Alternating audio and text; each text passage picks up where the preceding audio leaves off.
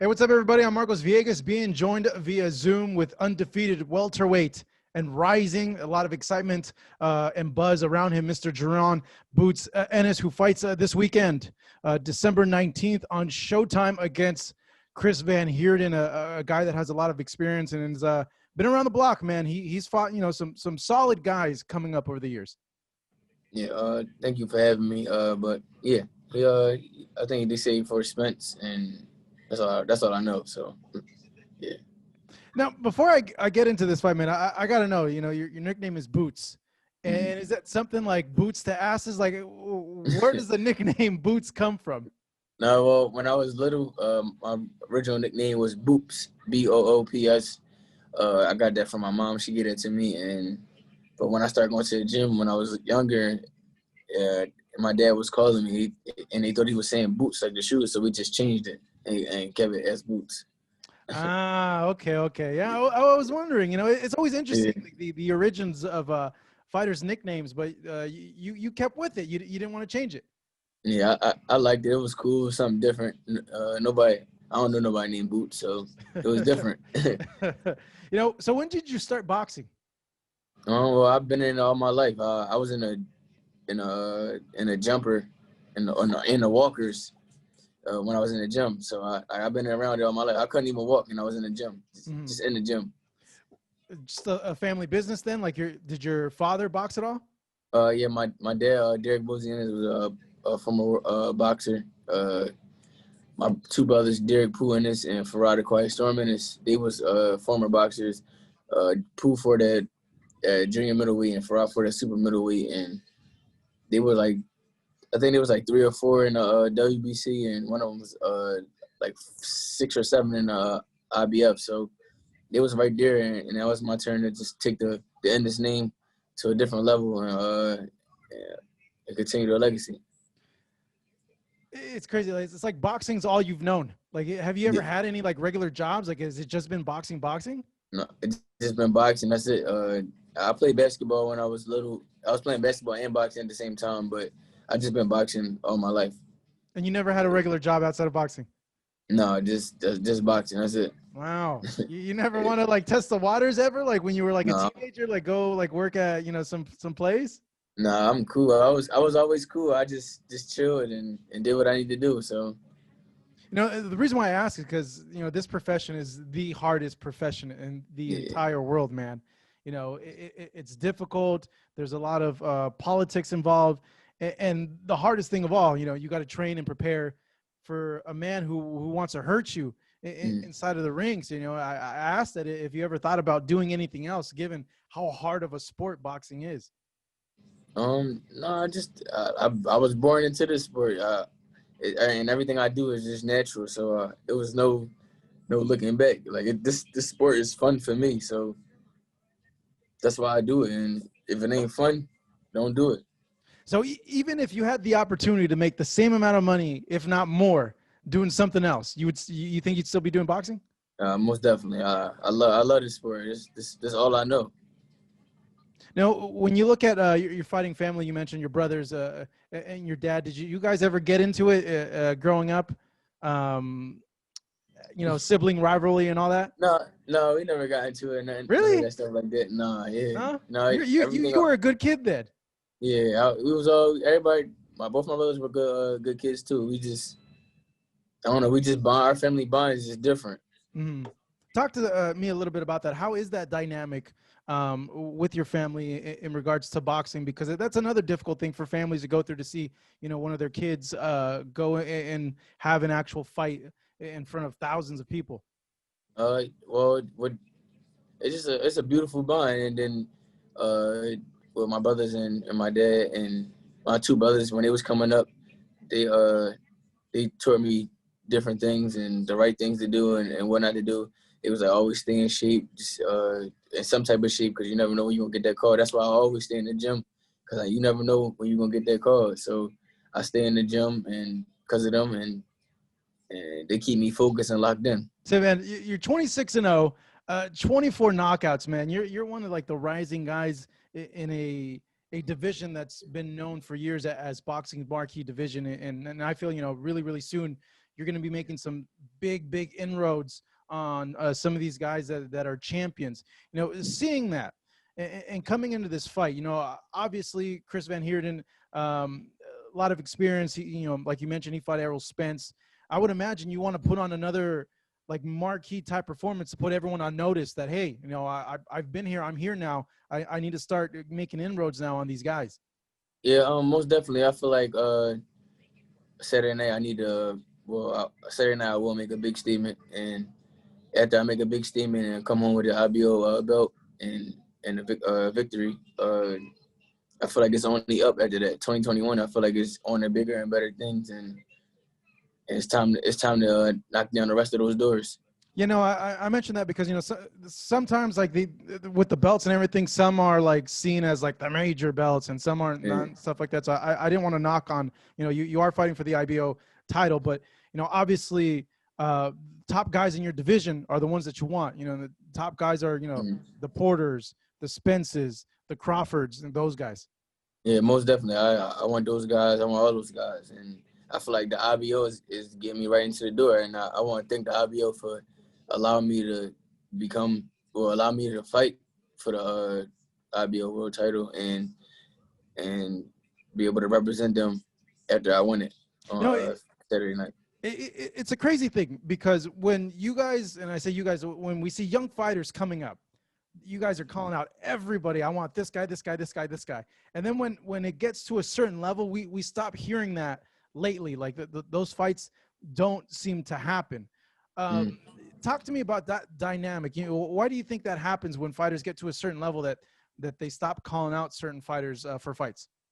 I feel like when you keep calling someone out or calling people out and no one's accepting or don't want to fight, it just makes you have a different point of view of the guy or just fighting, period. So some guys just might want to fall back and just fight whoever they put in front of them and stop calling people out.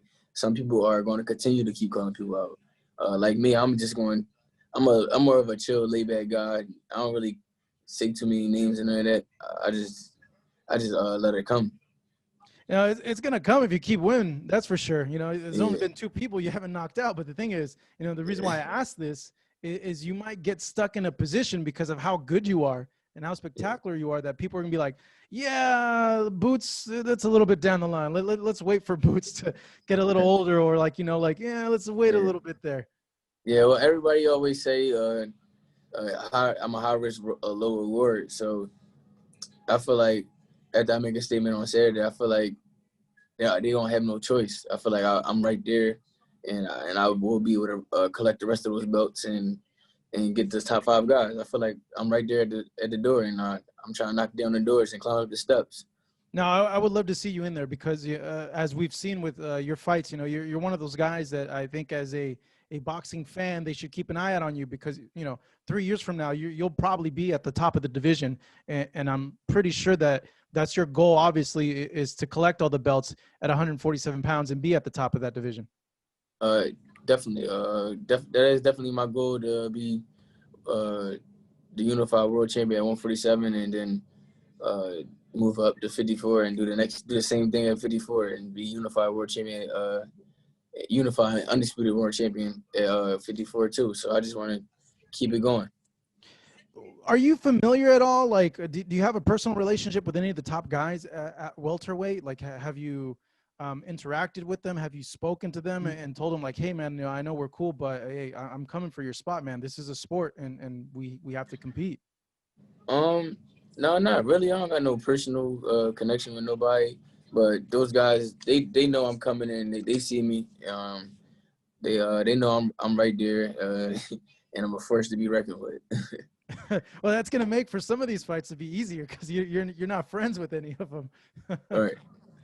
Right. You know, I know you've had your date before the Canelo fight, but let me just get your thoughts on having to fight on the same day as a Canelo fight. You know, obviously, whenever Canelo fights, he gets a lot of attention just because it's Canelo. You know, how do you feel about that? I feel great. I feel regular. Nothing's gonna change. I still have a job to do on Saturday night, and that's to be victorious and come on with that belt. So In so nothing changed. in an ideal world, Jaron, do you think you're challenging those top 1, 2, 3 guys? And I don't know. You tell me. I guess what would you think would be a realistic time frame where you're there and it's like an elimination bout or a title bout with a Spence, a Crawford?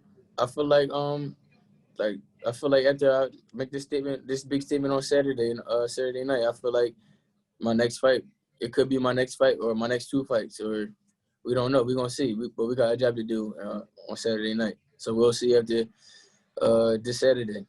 What happens to Chris Van Heerden on Saturday? Just me going in there having my fun, being smart, and getting that big knockout at the end of the night.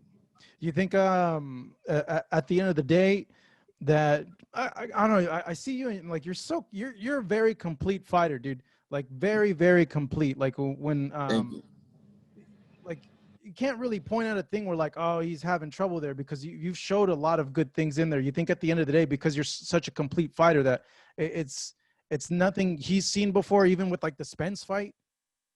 I feel like I'm a whole different animal. Like, and I never fight the same way. Every fight, I give something different.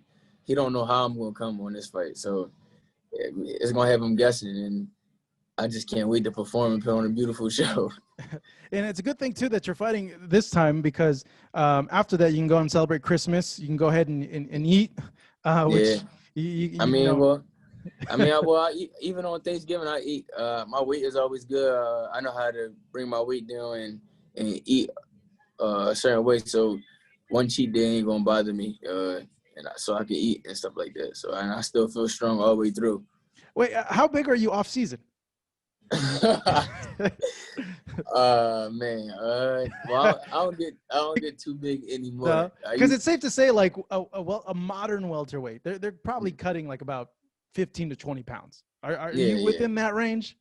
Yeah, on an off day, yeah. On an off day, yeah. Yeah, we're gonna say that. Wait, do you get bigger? I used to get bigger. Yeah? I used to get bigger, but now I'm gonna say probably about the last year, I've been keeping my weight, like maintaining my weight at a certain point, and not going too big. Bro, that's so important. That's so important. Yeah. The older you get, these cuts don't get easier. Exactly. I see my body growing. I'm getting bigger and bigger. So I'm like, I don't want to get too far, and I'm not trying to move to 54 too fast and stuff like that. So I want to win world titles at 47 and not. I just want to win titles at 147, and then I don't want to be going to 54 and not win a world title at 47. So that's my goal, just to stay at 47 as long as I can, and be unified, undisputed world champion.